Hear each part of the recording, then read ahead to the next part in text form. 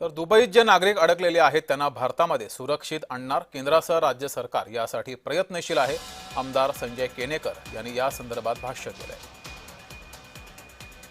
तर गिरीश महाजन यांनी सुद्धा भाष्य केलेलं आहे। सर्व नागरिकांना सुखरूप भारतामध्ये आणलं जाईल असं संजय केनेकर आणि गिरीश महाजन यांनीही वक्तव्य केलंय। सध्या मोठ्या प्रमाणात भारतीय नागरिक विद्यार्थी हे आखाती देशामध्ये अडकले आहेत।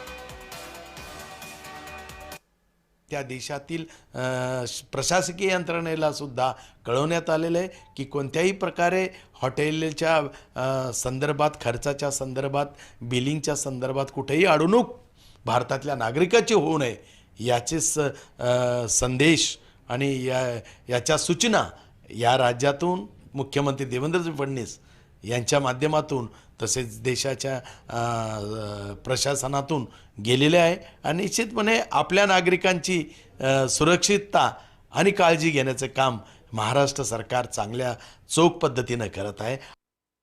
सकाळपासून मी 200-250 जे टुरिस्ट आहेत त्यांच्याशी संपर्क साधलेला आहे, त्यांच्याशी बोललेलो आहे, व्हिडिओ कॉन्फरन्सवर त्यांच्याशी चर्चा केलेली आहे। सगळ्या लोकांची त्यांना थोडा आधारही दिलेला आहे, आपण काळजी करू नका, कोणी काळजी करण्याची गरज नाही।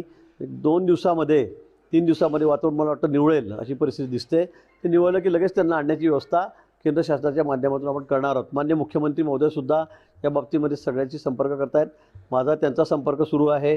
केंद्र सरकारच्या वतीने सुद्धा काही सूचना देण्यात आलेल्या आहेत।